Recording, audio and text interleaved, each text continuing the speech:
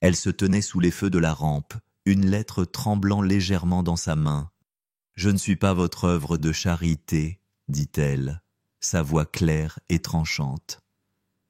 Je suis votre héritage. » La salle entière fut figée, non pas parce qu'elle avait tort, mais parce que jamais personne n'avait osé prononcer ces mots à voix haute. Ce n'était pas le discours qu'ils attendaient, ce n'était pas la jeune fille dont ils se souvenaient, mais ce soir, elle n'implorait pas d'être vue, elle le proclamait. « Avant qu'on ne commence cette histoire, dis-nous d'où tu nous regardes.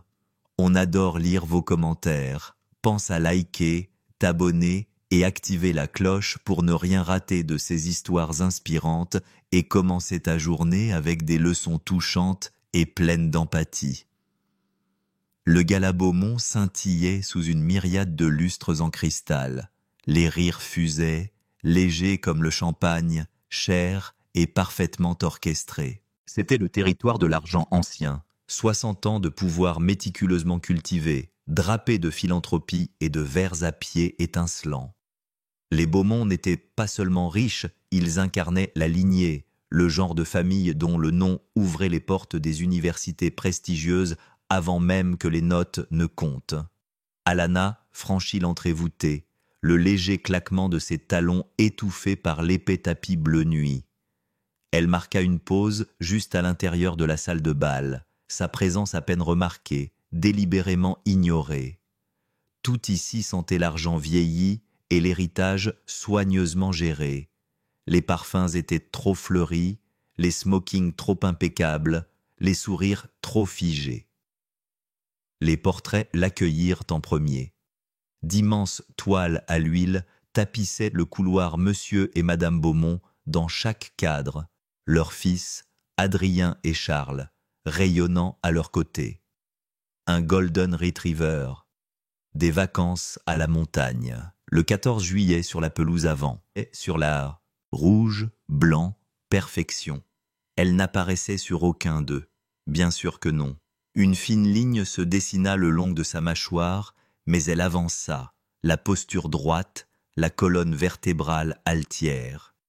Quelques têtes se tournèrent, pas beaucoup, mais juste assez. Une femme en perles chuchota derrière sa main. Un homme en costume sur mesure cligna des yeux 2 fois, la reconnaissance l'éclaira, puis il détourna rapidement le regard. Il se souvenait d'elle. Il ne savait simplement pas quoi en faire. À l'autre bout de la salle de bal trônait la pièce maîtresse, un pupitre en marbre, surmonté d'une plaque dorée, gravée 60 ans d'impact gala de la Fondation Beaumont. Derrière, une bannière proclamait « Ceux que nous avons élevés ». Alana exhala un léger soupir, plus un signe de maîtrise qu'un simple souffle. Elle scruta la pièce. Charles, le fils cadet, conversait avec un PDG de la technologie. Son regard glissa sur elle sans s'arrêter. Adrien était plus loin, entouré de donateurs de campagne et de membres du conseil d'administration des anciens élèves. Toujours blond, toujours charmant, toujours à feindre de ne pas la voir. Et à la table centrale, réservée à la famille, se trouvait Marianne Beaumont, toujours royale, toujours froide, l'appelant toujours ma douce enfant comme si c'était une étiquette plutôt qu'une rebuffade. La chaise d'Alana était à l'arrière, à une table désignée invités spéciaux, entre l'interne d'un jeune sénateur et l'assistant de quelqu'un assez proche pour être incluse, assez loin pour être invisible. Elle prit place sans un mot. Un serveur, ganté de blanc, offrait un service silencieux. Elle demanda de l'eau, sans citron. Il apporta de l'eau pétillante, avec citron, bien sûr. Sur scène, l'orchestre jouait une version jazz langoureuse de What a Wonderful World. Cela ne sonnait pas merveilleux. Cela sonnait orchestré. Une voix résonna au micro. « Mesdames et messieurs, puis-je avoir votre attention ?» Tous se tournèrent, les téléphones furent baissés, les conversations interrompues. Nous sommes honorés ce soir de célébrer l'héritage de la Fondation Beaumont et les vies transformées par sa vision. L'une de ces vies est parmi nous ce soir. Alana ne bougea pas. Son cœur ne s'emballa plus. Il avait appris à ne plus le faire. Veuillez accueillir mademoiselle Alana Dubois, la toute première boursière de la Fondation. Un symbole vivant de ce que l'espoir, l'opportunité et l'éducation peuvent accomplir. Des applaudissements polis, espacés. Elle se leva, non par choix, mais forcée par le projecteur. Des regards la transperçaient comme des insectes dans un musée, de l'admiration teintée de quelque chose de plus froid. Elle hocha la tête une fois, légèrement, puis se rassit. Rien. On n'attendait rien de plus d'elle, juste une présence, juste une preuve. Les applaudissements s'éteignirent, le discours continua.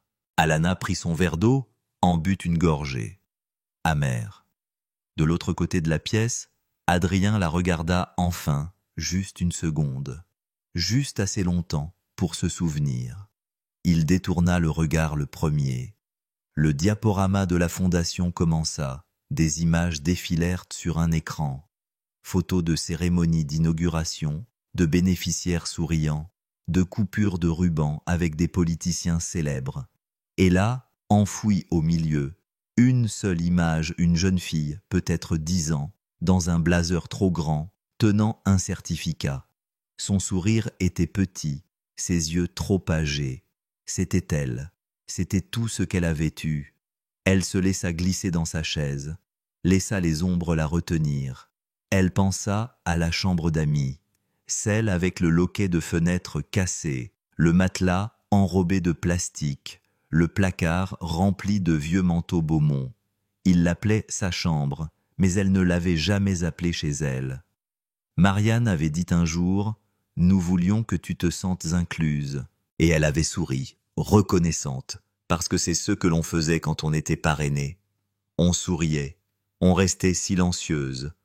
On posait pour les photos, mais on ne les encadrait jamais soi-même. Un nouvel orateur monta sur scène. C'était Charles.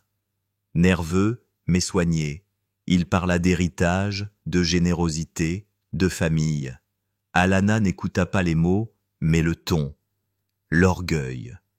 L'orgueil pour quelque chose qui ne lui appartenait pas, qui n'avait jamais été sien. Quand il disait « nous », il parlait d'eux. Jamais d'elle. Jamais de la fillette au blazer trop grand. Jamais de la femme qui avait bâti son avenir à partir de miettes d'affection fausses et de gentillesse de façade. Elle croisa les mains sur ses genoux. Elles étaient stables, car elle savait quelque chose qu'ils ignoraient, quelque chose plié dans son sac à main, lourd d'encre et de souvenirs, qui attendait. Ce soir, ils célébraient leur histoire. Ils ne savaient juste pas qui allait la terminer. La chambre d'amis se trouvait au bout du couloir, après le placard à linge, après le deuxième escalier, et toujours après les vraies chambres, celles avec des noms sur les portes et des banderoles d'anniversaire accrochées au mur. Alana n'avait jamais eu de banderole. Elle avait 9 ans la première fois qu'elle y entra. L'air était sec, légèrement poussiéreux, comme si la pièce n'avait pas été utilisée depuis des années.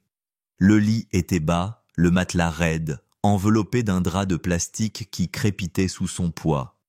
Il y avait une lampe sans ampoule, une horloge qui clignotait midi à l'infini, et une petite fenêtre au loquet brisé qui sifflait au vent la nuit.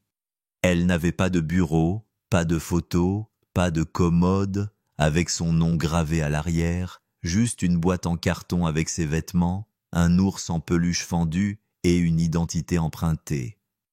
Marianne Beaumont l'y avait conduite, souriant comme si elle avait fait quelque chose de noble. « Ce n'est pas grand-chose », avait-elle dit, « mais c'est sûr. » Puis elle avait refermé la porte, et Alana était restée là, les mains toujours croisées sur ses genoux, effrayée de bouger, effrayée de respirer trop fort, effrayée d'appartenir trop. Au fond du couloir, des rires s'échappaient de la chambre d'Adrien. Il avait un lit superposé, même s'il ne le partageait pas.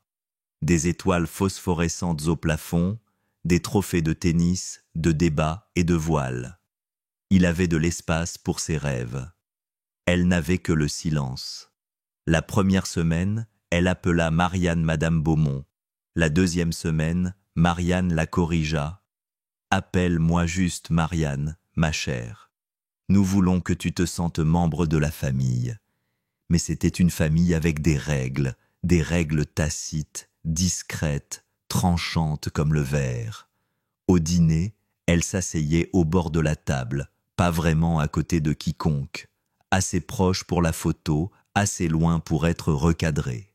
Les serviettes étaient en tissu, l'argenterie était lourde, les conversations étaient répétées. « Charles a été accepté à Yale », disait quelqu'un. L'été d'Adrien à Stanford a été un tel succès, et puis le silence, jusqu'à ce que quelqu'un se tourne vers elle avec un sourire forcé et demande « Alors, l'école ça va ?» comme si la question elle-même était une charité. Elle apprit à sourire en retour, brièvement, avec gratitude, juste assez pour montrer qu'elle appréciait le repas, le toit, l'éducation, tout ce qu'on lui disait avoir été donné. Mais les remerciements ne cessaient jamais d'être attendus, comme un loyer payé en humilité. La nuit, dans la chambre d'amis, elle lisait sous les draps avec une lampe de poche. Sa mère le lui avait appris avant l'accident, avant que la nouvelle n'arrive dans une enveloppe blanche sans adresse de retour. Avant que Marianne et Thomas Beaumont n'arrivent au foyer d'accueil avec leurs sourires, leurs papiers et leurs promesses. Alana se souvenait du regard de son assistante sociale un soulagement. Comme si Alana avait gagné quelque chose. Mais cela ne ressemblait pas à une victoire. Cela ressemblait à être déplacé d'une étagère à l'autre. Parfois, Adrien se glissait dans la chambre d'amis quand il ne pouvait pas dormir, s'asseyait sur le bord de son lit et chuchotait à quel point qu'il s'ennuyait avec les leçons de piano ou à quel point il détestait ses devoirs de français. Il l'appelait Loni. Il la faisait rire.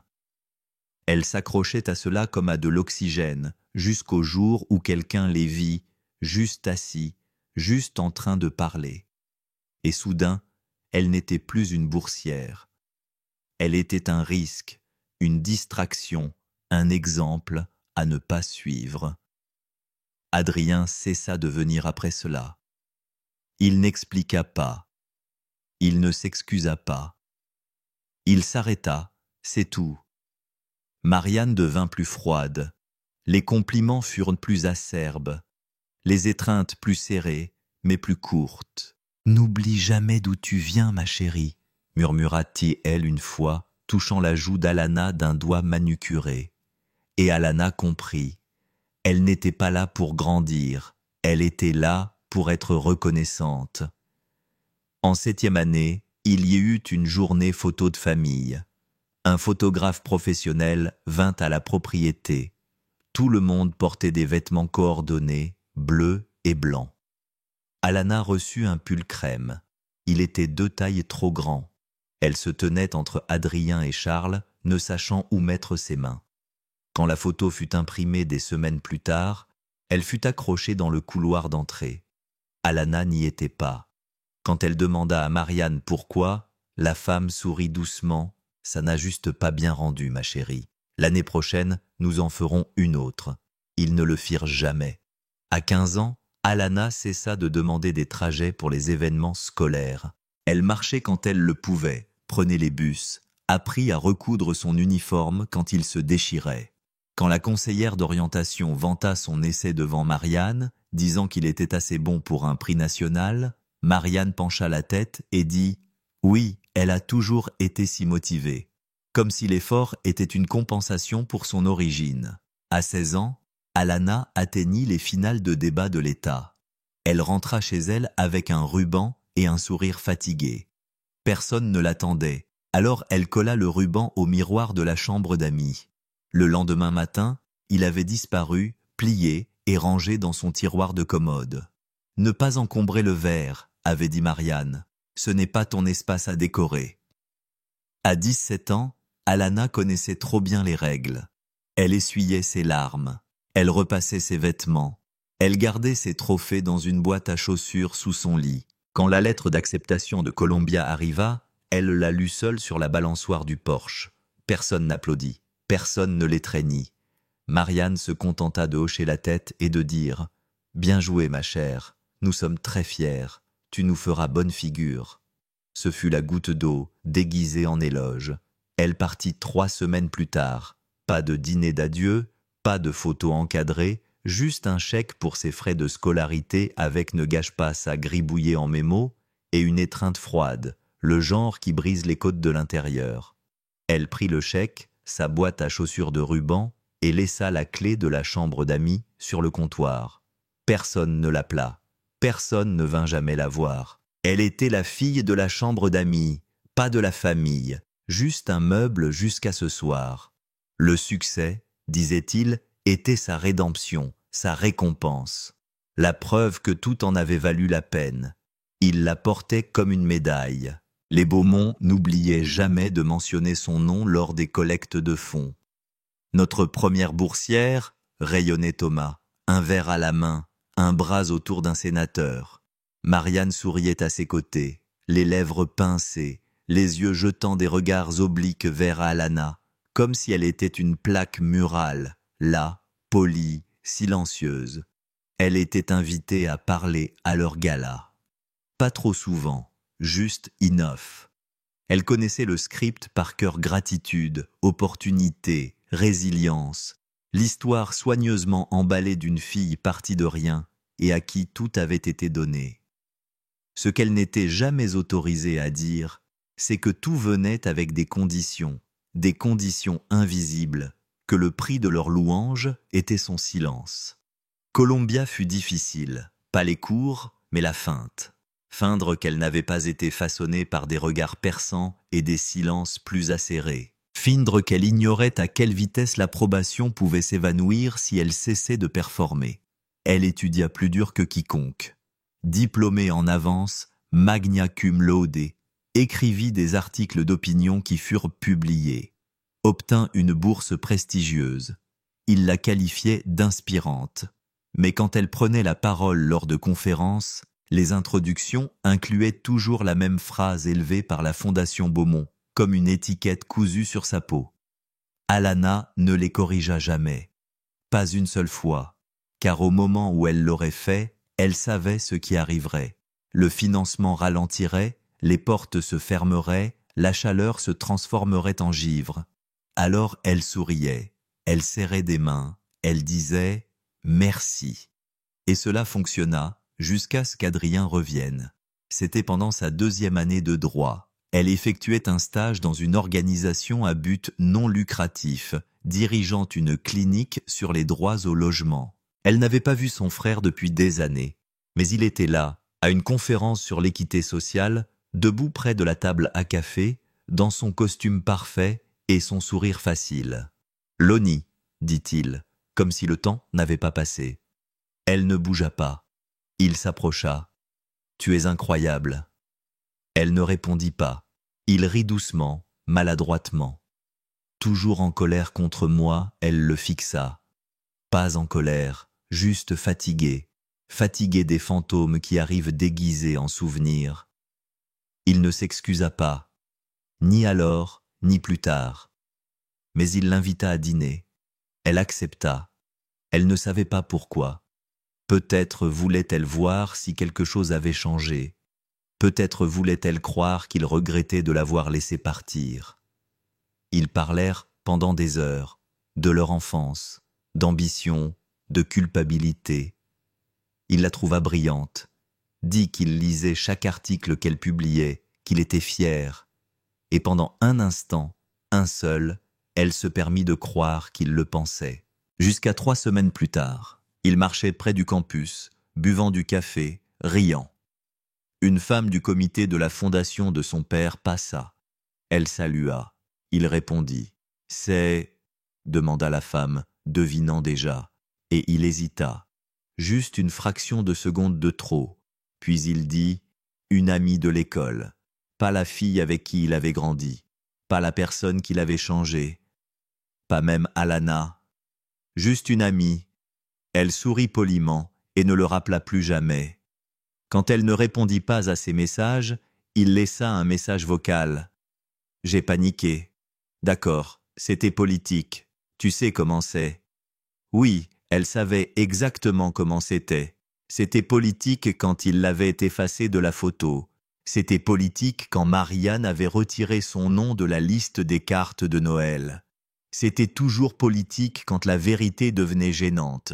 Alors elle l'enterra aussi, enterra la version d'elle-même qui voulait encore être désirée. Au moment où elle fut diplômée, les Beaumont réapparurent dans sa boîte de réception. Accepterait-elle de prendre la parole au 60e anniversaire de la Fondation? Juste quelques mots, 5 minutes à peine, juste assez pour rappeler aux gens qu'ils étaient le genre de famille qui changeait des vies. Alana fixa les mails un long moment. Elle faillit le supprimer, mais quelque chose l'en empêcha, car peut-être, juste peut-être, cette fois-ci, elle ne réciterait pas le script. Elle s'envola pour New York, la semaine précédant le gala, logea dans un petit Airbnb loin de la propriété familiale. Elle ne visita pas la maison, ne passa pas en voiture, mais elle marcha devant l'école où Thomas avait prononcé ce premier discours, où il l'avait qualifié d'exemple éclatant de la façon dont la compassion bâtit un héritage. Elle s'assit sur le même banc où elle déjeunait seule, observant les enfants passer en uniforme trop serré et chaussures trop propres. Elle pensa à sa mère, pensa au son de sa voix quand elle riait, profonde et chaleureuse, pensa à la façon dont elle lui brossait les cheveux de ses mains douces, fredonnant des chansons de la radio. Personne n'avait jamais posé de questions sur sa mère à la Fondation. Cela ne correspondait pas au récit, car la gratitude fonctionnait mieux quand on effaçait l'origine de quelqu'un. Alana retourna à sa chambre louée et sortit une petite boîte de son sac. À l'intérieur, il y avait chaque article, chaque photo, chaque mention de son nom. Dans aucun d'eux, les Beaumont ne l'appelaient membre de la famille. Seulement leur premier succès, leur preuve, leur investissement. Cette nuit-là, elle ne put dormir. Elle s'assit à la fenêtre, regardant la pluie ruisseler sur la vitre, et murmura à voix haute combien cela il coûtait tout. Sa voix, sa vérité, sa place, mais plus maintenant. Car demain, elle entrerait dans ce gala non pas comme un symbole, non pas comme une note de bas de page, mais comme une femme qui avait payé son succès en silence et était enfin prête à parler. L'appel arriva 2 jours avant le gala. Il était minuit passé. Alana venait de finir de revoir ses points de discussion, non pas pour le discours qu'elle prévoyait de donner, mais pour celui qu'ils attendaient d'elle poli, sûr, maîtrisé. Son téléphone vibra sur la table de nuit. Numéro inconnu. Elle le laissa sonner. Puis il sonna de nouveau. Le même numéro. Elle répondit. La voix à l'autre bout était rauque, lente et familière. Mademoiselle Alana, c'est Henri. Elle se figea. Henri, le majordome des Beaumont devenu jardinier, la seule personne qui lui avait jamais chuchoté « Tout va bien quand personne ne regardait », le seul qui ne lui souriait jamais, mais souriait avec elle. « J'ai besoin que vous veniez à la propriété », dit-il. Elle ne demanda pas pourquoi. Le lendemain matin, le brouillard planait sur l'Hudson comme un avertissement. Le manoir Beaumont trônait au sommet d'une colline, grand et silencieux. Les colonnes blanches se dressaient fières, provocantes, mais les volets étaient écaillés, la peinture fanée. La pelouse, autrefois sculptée à la perfection, n'était plus que de l'herbe. Le temps ne respectait pas l'héritage. Henri la rencontra à la porte latérale. Même casquette, même boitement, plus âgée maintenant, la peau plissée comme des pages laissées sous la pluie, mais ses yeux toujours vifs. « Je n'ai pas beaucoup de temps, dit-il. Vous non plus. » Elle le suivit dans le couloir de service, devant le coin repas que personne n'utilisait, devant le salon où Marianne organisait des thés stratégiques de faux événements sociaux avec de vrais agendas. Ils s'arrêtèrent dans le bureau principal, le bureau de Thomas. Elle n'y avait pas mis les pieds depuis plus d'1 décennie. Il sentait le cuir, le tabac à pipe et le silence couvert de poussière. Au mur était accroché un cadre familier, un portrait à l'huile de la famille posant dans la roseraie. Adrien au premier plan, le collier de perles de Marianne captant la lumière du soleil, la main de Thomas sur l'épaule de Charles. Elle n'y était pas, mais elle s'était tenue derrière l'appareil photo ce jour-là. Vous voyez ce cadre, dit Henri, tapotant le coin. C'est une boîte à double fond. La plupart des gens ne le remarquent pas. Il sortit un stylo de sa poche de chemise, le glissa sous le bord. Le cadre se détacha avec un léger clic. À l'intérieur, scellée au dos, se trouvait une enveloppe jaunie, une légère écriture cursive sur le devant Alana. Son souffle se bloqua dans sa poitrine. « Monsieur Beaumont me l'a donné une semaine avant l'AVC, dit Henri. Il a dit que si quelque chose arrivait, c'était pour vos mains seulement. » Alana fixa l'enveloppe. C'était réel, pas une rumeur, pas une théorie. Son nom dans l'écriture de Thomas. Elle la prit lentement comme si elle pouvait s'effriter. Ses doigts tremblaient. Sa voix non. Hâté, il dit ce que c'était. Henri hocha la tête une fois. Il a dit que c'était la vérité et qu'il était désolé. Elle ne l'ouvrit pas là.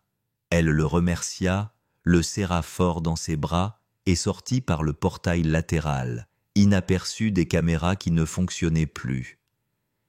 De retour dans son appartement, elle s'assit à la fenêtre. La ville bourdonnait sous elle, inconsciente, indifférente. Elle passa ses doigts sur le bord du rabat. Elle l'ouvrit. Le papier à l'intérieur était épais, lourd, manuscrit à l'encre bleu profond.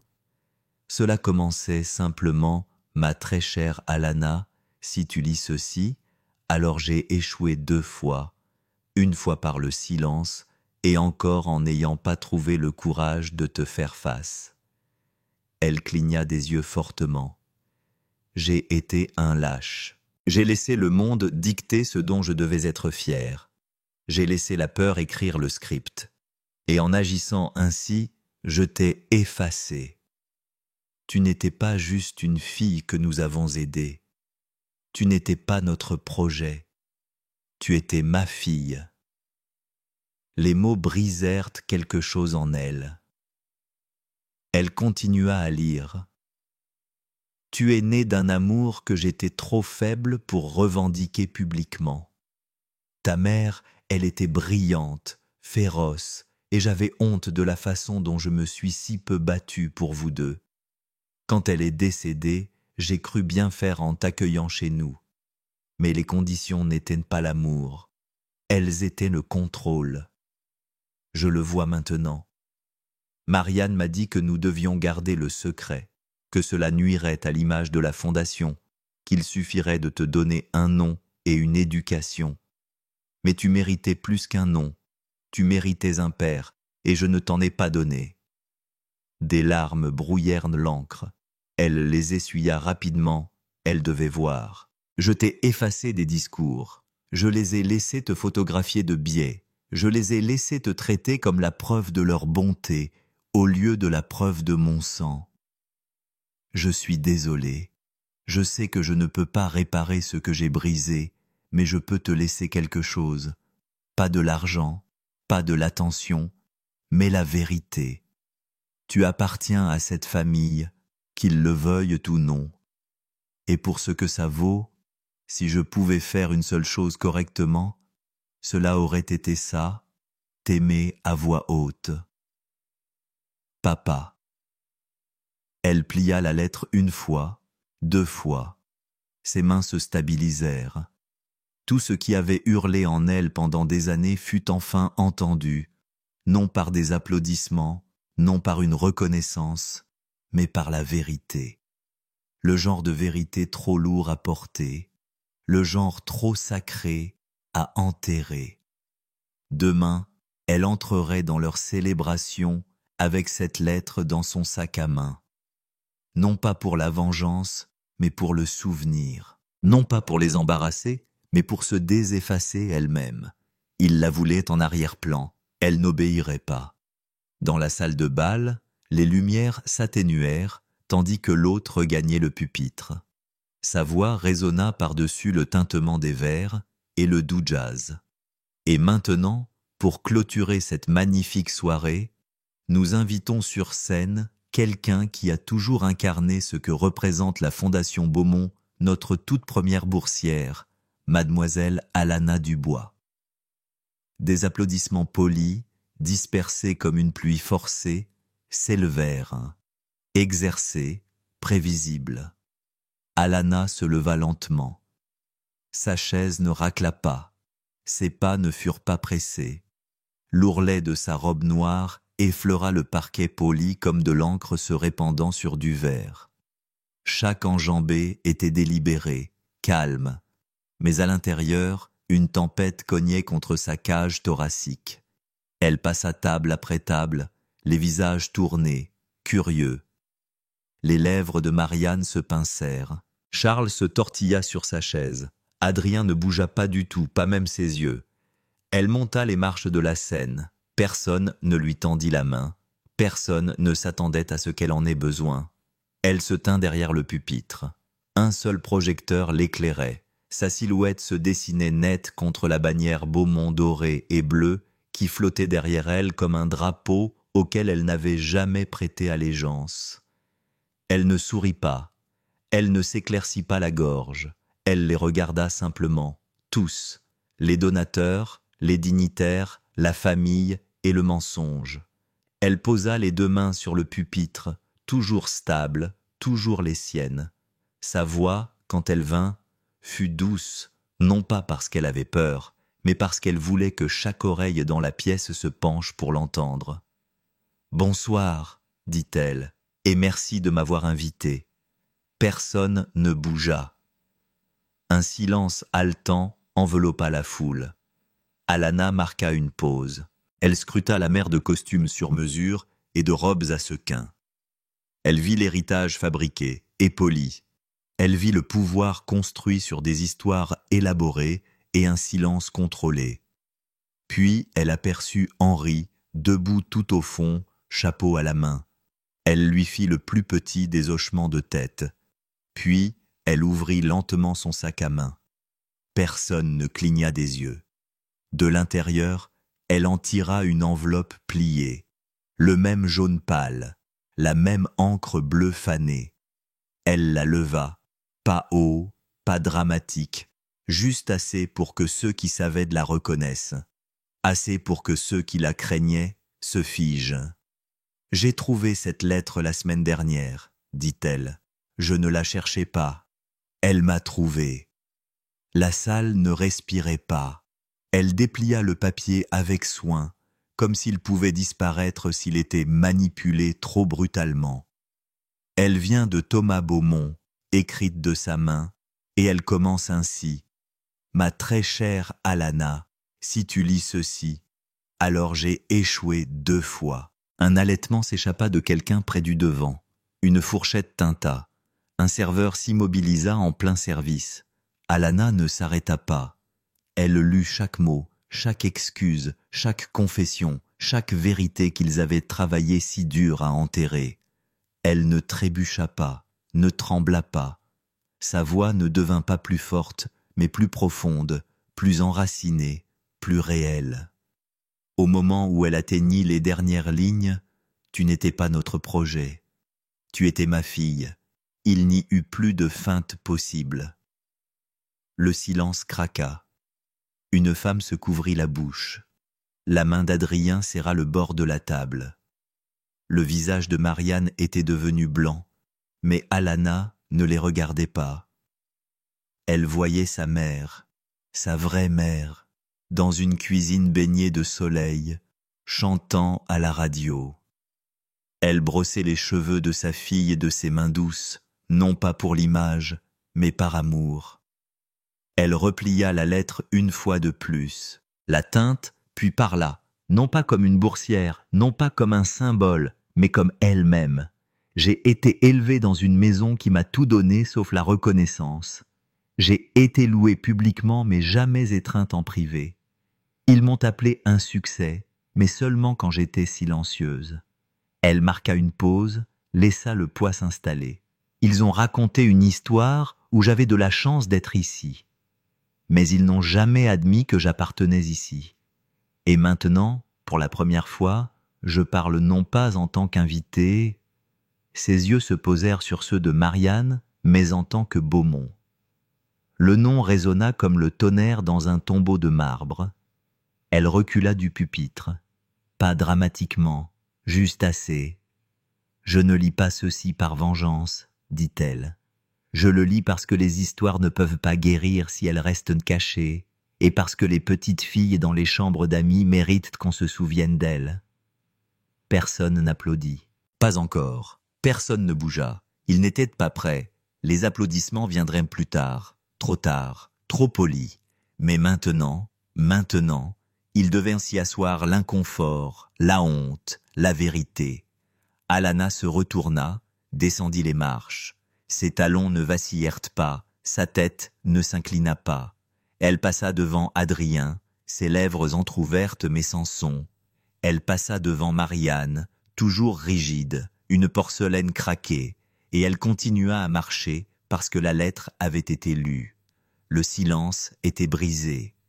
Et la pièce était à elle maintenant. L'air dans la salle de bal ne bougeait plus. Il était dense, sidéré, coupé le souffle. Alana regagna sa place à travers un tunnel de silence. Les regards la suivaient, grands et fixes. Les fourchettes étaient figées en l'air. Les serviettes chiffonnées dans des poings, le champagne intact. Elle passa devant des donateurs qui l'avaient jadis louée, des hommes qui l'avaient appelé le visage de l'espoir, des femmes qui souriaient trop largement quand les caméras étaient là. Maintenant, leurs expressions s'effritaient comme du verre délicat sous la pression. Personne n'osa parler. À la table familiale, Marianne était assise comme une statue, toujours droite, toujours composée. Mais ses yeux avaient changé froids auparavant. Ils étaient désormais illisibles. Elle serrait son verre de vin à deux mains, les jointures blanches, les lèvres serrées. La main qui avait jadis éloigné Alana des portraits de famille agrippait maintenant le passé comme une arme. Charles évitait de regarder quiconque, son regard fixé sur la pièce maîtresse des hortensias blancs, fragiles. Adrien. Il fixait le sol, comme si la lettre avait rompu un fil à l'intérieur de lui. Alana s'en moquait. Elle ne se rassit pas. Elle n'en avait pas besoin. La pièce n'était plus la leur pour être hôtesse. Elle marqua une pause près de l'arrière, à côté d'un pilier de marbre orné d'une garniture dorée. Juste assez d'ombre pour se reposer, juste assez de lumière pour être encore vue. Henri croisa son regard de l'autre bout de la pièce. Il hocha la tête. Une fois, c'était suffisant. Le maître de cérémonie revint sur scène, la voix tremblante. « Nous tenons à remercier mademoiselle Dubois pour son émouvant hommage. » Quelques applaudissements clairsemés, incertains, puis le silence. Personne ne savait comment avancer. Le programme balbutia à travers ces derniers instants un toast de clôture, une mention des sponsors, le jazz de fond repris, maladroit et discordant. Mais Alana n'écoutait pas. Elle observait la pièce se transformer, lentement, douloureusement. Les conversations reprenaient, basses et tendues. Certains invités prenaient leur manteau tôt, évitant le contact visuel en se glissant dehors. D'autres s'approchaient de Marianne avec des regards prudents, comme si sa réaction allait dicter la leur. Personne ne vint à elle. Pas encore. Et pourtant, elle ne ressentait aucune honte, seulement le souffle. Pour la première fois depuis des années, elle pouvait respirer. Devant les portes de la salle de bal, le trafic urbain bourdonnait. Les lumières des voitures de luxe clignotaient sur la ligne de voituriers. Quelque part, un journaliste chuchotait dans un téléphone. Quelque part, un membre du conseil d'administration commençait à rédiger sa stratégie de sortie. Mais à l'intérieur, un héritage s'était fissuré et la vérité s'était déversée comme un projecteur. Alana s'éloigna du pilier, marchant sans hâte, sans timidité. Elle avançait comme quelqu'un qui avait parcouru ce couloir 100 fois, mais jamais de cette manière. Au pied de l'escalier, Marianne se tenait, bloquant son chemin, le visage illisible, la bouche serrée. Elle l'ouvrit, marqua une pause, puis dit simplement « Vous auriez pu gérer cela en privé ». Alana ne broncha pas. Elle n'éleva pas la voix. Elle ne céda pas. « Je l'ai fait, dit-elle, pendant 20 ans. » Les yeux de Marianne se rétrécirent. « Nous vous avons donné un avenir. » Alana soutint son regard, inébranlable. « Non, je l'ai construit. Vous m'avez donné des règles, je les ai brisées.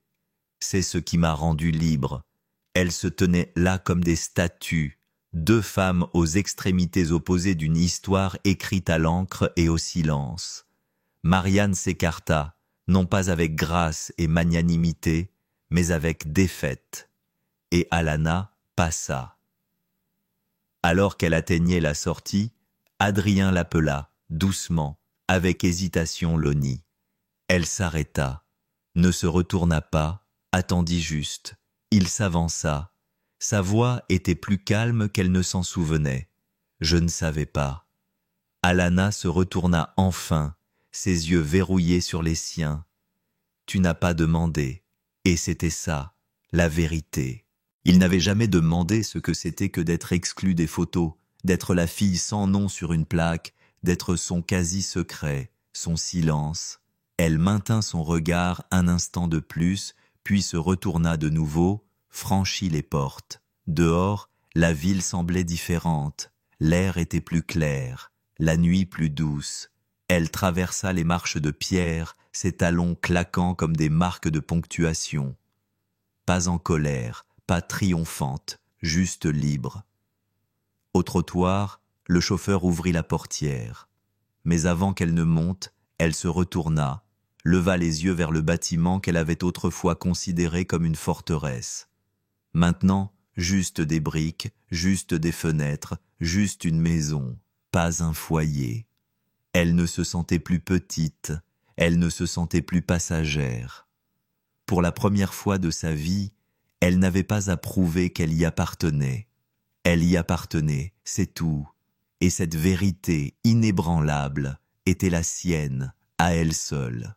Tandis que la voiture s'éloignait, Alana ne regarda plus en arrière. Il n'y avait pas besoin, il l'avait entendu, il l'avait vue. Et qu'il l'aime ou non, elle appartenait à cet endroit.